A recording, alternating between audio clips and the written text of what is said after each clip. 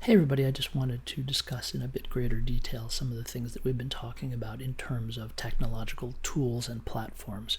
I had asked you in the questions for this week, what technological tools and platforms do you know of that might aid in making a more effective semi-synchronous online course, and why do you feel that way?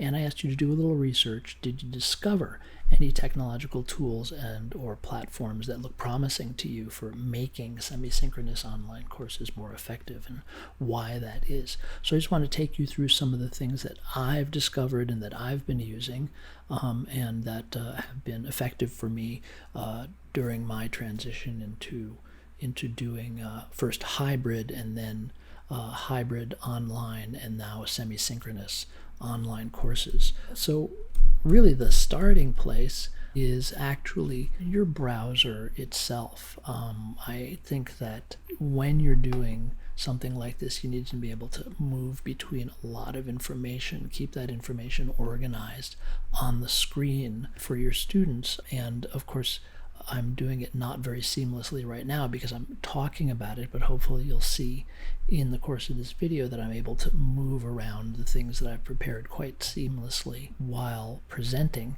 And that's because of the Vivaldi browser, which is a really incredibly customizable and flexible web browser. So even something as simple as which web browser you're using can be an intentional choice. And there's tons and tons of web browsers out there. I like Vivaldi and have become comfortable with it. But what web browser you're using when you record a video for your students can actually really impact the quality of the instruction.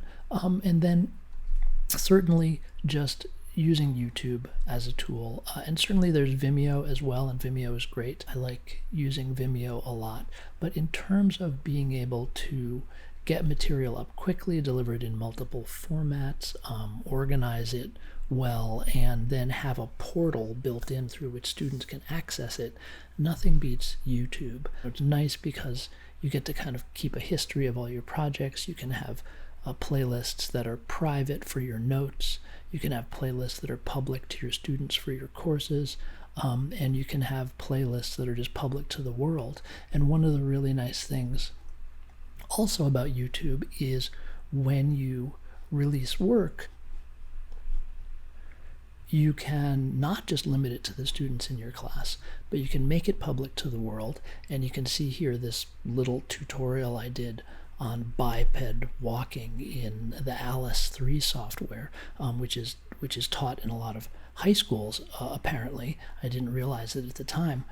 This video's gotten 71,000 views. And that's, to this day, this week, I got hundreds of hits on this video because high school students are accessing it and using it to help them with their homework. And, a lot of things I've published about Macs are in the high view counts, and it's just nice to not have, for me, to not have the material that I prepare for a class be limited to just that class. But of course, one does have the choice to make the video private or public, and there's certainly things that I don't want to release out to the world. For instance, here is some software I just wrote for my department. It's an unlisted link because it's really about internal business of the television, radio, and emerging media department, and it doesn't need to be out in the greater world. So YouTube is a great tool, but you really want to pick the tool that's best for your class, and feel free to use multiple tools as well. I've talked a lot about Discord and how much I really enjoy Discord for all of its features. The ability to have multiple channels of information, to organize those channels, to make them into categories. A lot of that we've talked about in class already.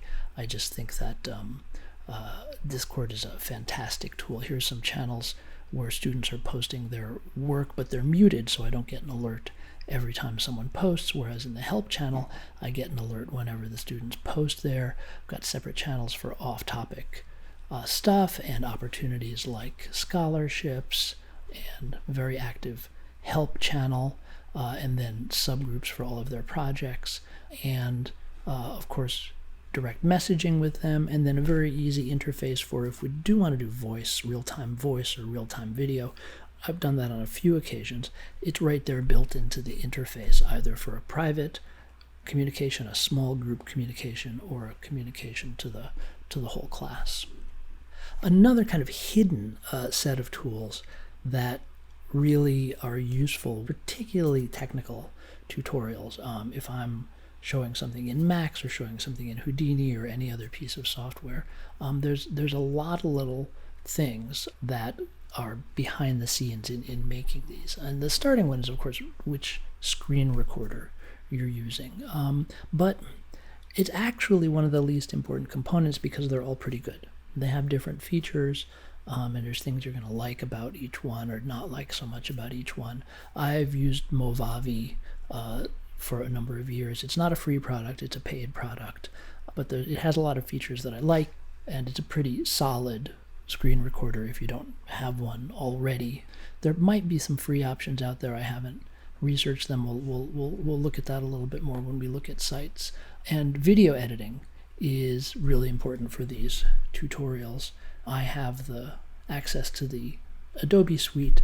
If you don't, there's a lot of free options available. So here's like a tutorial that I just did for my undergraduate multimedia students. A lot of the editing is just for the flow of the information in the tutorial so that it has a good rhythm to it, and remove any pauses or anything that I redo and try again. But some of it's also just removing clicks and pops and too many ums and ahs and things like that. So you do end up going in there and doing, somewhat detailed editing of the videos that you produce for your classes. And as I mentioned in the class, I don't try to do all the editing in the first pass. I mean, something like this is a one-off video. This is just being made for this particular semester, this particular group of students. But this video here that I made, I hope to use that for multiple semesters. So I didn't try to make it perfect this time. I did a bunch of edits on it, and then I watched it, and then of course saw how the students respond to it, saw where their problems were, and planned to go back and when I reuse this tutorial to do another pass on the editing, add material, remove material, add additional resources into the video. So this is, you can see this is it's about a 25-minute tutorial, and I think this is the amount of editing, pretty average, that I would do on a first pass through a tutorial video like this. And these tools allow you to not only prepare for a class, you can also use them live in a classroom setting. For instance, just one example on Discord, a student asked a question, and I used the screen capture software to just record a response on the spot. It's just a 1.5 minute video answering the question that the student asks, and I was able to just record a quick video in response. So sometimes in Krita, if you are essentially done but you have some touch-up work you want to do, it's easier to do that right into the JPEG that you've already exported rather than going back to the layered version. So you can open up the JPEG. See, there's only one layer here. And let's see, the easiest way to do this is probably to add a white background. So we'll take the paint bucket tool, select white, and fill this background, etc. And you don't even need to use sound with these videos. For instance, here's another example I did in the same class where a student had a question, and I just did a quick silent video to show them the technique. And of course, the great thing about these things, and the thing that for me is a tremendous improvement over brick and mortar classroom spaces, is once I do this, and it doesn't take me any more time really than it would take me to show it in class or explain it in class, it's an artifact. It can be rewatched, it can be shared among students, it can be used in another semester, it can be expanded upon, and I think that is actually just such a powerful aspect of of online teaching, and it really contributes to the strength of the semi-synchronous online teaching in that it doesn't matter when the student watches this. It doesn't matter when they rewatch it. It doesn't matter how many times they pause it and rewind it. That's at their pace. That's at their discretion.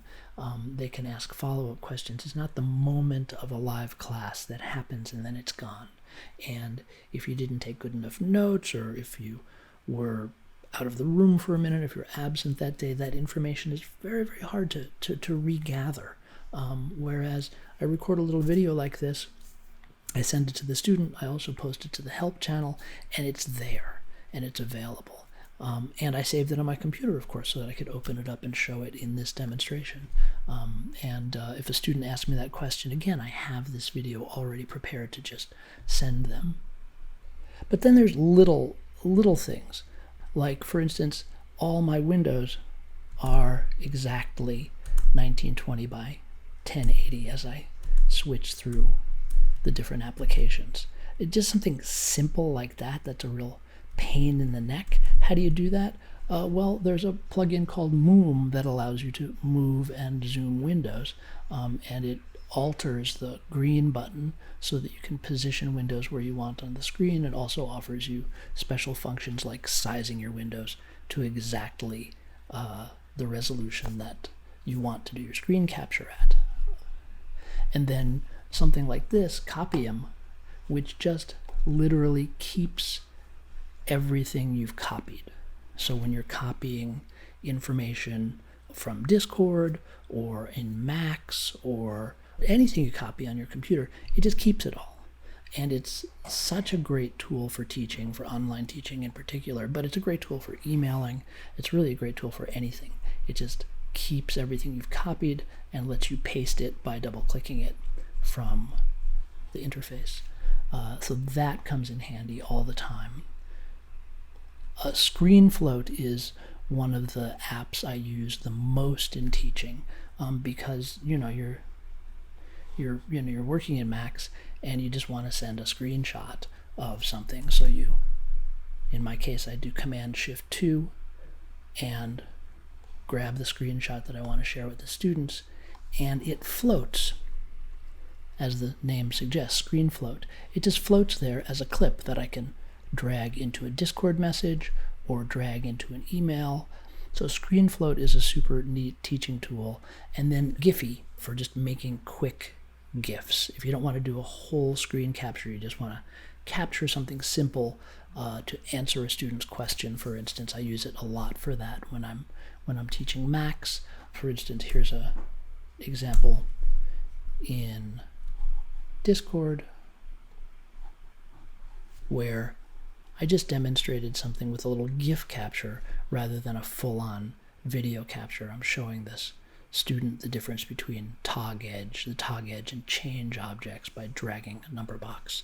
And the GIFs automatically loop, so the student gets to watch me do this and watch the patch function. And of course, they can build the patch themselves and do it, but it's nice to have the animated visual reference. And with Giphy, it only takes a second to capture the animated GIF and paste it into Discord. Also, there's some sites that are super useful technological tools. Dropbox has turned out to be one of the best. Initially, Dropbox had some real weaknesses, but Dropbox has turned out to be a great teaching tool because of the ability to send download links for files, and also the ability to make file requests, upload file requests. So you can see here all of my projects from my classes through December 2022. The students are uploading to Dropbox, and I see here that 6 students submitted a total of 172 files. Here, 5 students submitted 172 files, etc., etc. And I can go in to each of these and access the files from my Dropbox, and I can make a file request very easily. What my request is for, any details, what folder I want the uploaded files to go to, set a deadline, set a password. Very handy aspect of Dropbox. And I've tried some other platforms as well to use in my classes, like I've tried to use Behance for creating sort of gatherings of artists that students are interested in, or interesting source images, or styles that they want to work in, and it's okay, but it's not that exciting. And I've tried a couple other things as well, and really Dropbox, Discord, YouTube have become the core of my set of tools that I've been using. But also there's a lot of great websites that I end up using a lot in my classes. And of course, you'll use stuff that's specific to what you're teaching, but there's just tons of free resources out there. Freesound is an amazing site for finding, any kind of sound you're looking for. 3D models at TurboSquid and Sketchfab.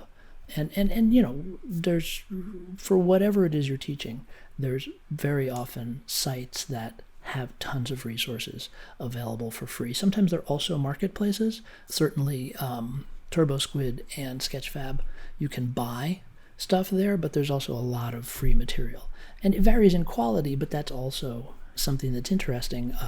You see work by folks at different levels that's all available. One site that's great for finding software is Alternative To.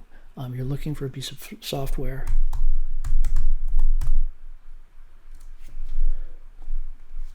like Photoshop, and you get a whole list of alternatives, and it tells you if they're free and open source. And GIMP is an amazing one, and Krita is an amazing one. I use both of those in my classes.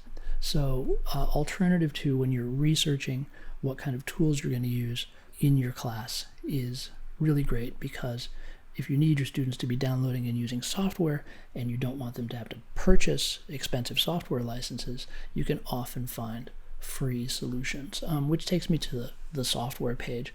There's so many great free pieces of software that are available for students to download, use on their own computers. Sometimes there's just no way around paid software, like Max. When I'm teaching Max, I don't want to teach a class in PD. It just can't do the things that Max can do. Max is a unique tool. So fortunately, Max has a very affordable plan that gives you full access to the software, and that's great. And so my students either buy the software outright or use the $10 a month license. But in the case of audio editing and recording, you have totally free software that's been around forever, like Audacity, and then you've got software like Ardor that's a full-featured digital audio workstation that's totally free and has tons of support and tons of functionality. And then VCV Rack I use in one of my classes. It's a modular synthesizer emulator that's totally free. Of course, Houdini for 3D graphics and visual effects is a very expensive product at the highest level, but the basic version, the apprentice version, is incredibly full-featured for a totally free piece of software. And the same can be said of DaVinci Resolve, which, if you're going to be doing high-end, cinematic color correction, it's a pricey piece of software. But if you just want to use it as video editing software that's totally comparable to Adobe Premiere, it's free. Google Colab is amazing, and of course there are paid versions of Colab, but the free version of Colab is great for doing AI stuff and running lots of software and having access to the code right in your browser and having it linked to your Google Drive. It's incredibly useful. I'm using that in my multimedia production class now. And then there's so much other stuff out there. There's cables.gl, which is like the graphics and animation side of Max, but it's browser based. So you have a node based environment that runs in your browser for creating interactive visuals. And then of course you've always got processing, which is just a great piece of software for teaching such a wide range of concepts with just a little bit of code. Krita, as I mentioned before, incredible free alternative to Photoshop, and it's got a lot of animation features as well. GIMP is another one that's an alternative to Photoshop, very full-featured, and I use both in my classes depending on what the emphasis of the class is. And then you've got just other stuff like Chainer. Chainer is fantastic. It's an AI upscaling app that is node-based. So you can design exactly the chain that you want for your image processing as it's scaled up. Totally fascinating piece of software. So there's just a lot of resources out there. So those are some of the things that I think about, some of the tools that I use, and I hope that's useful information for you. You know, this is not anything where I want to teach you any sort of right way to do this.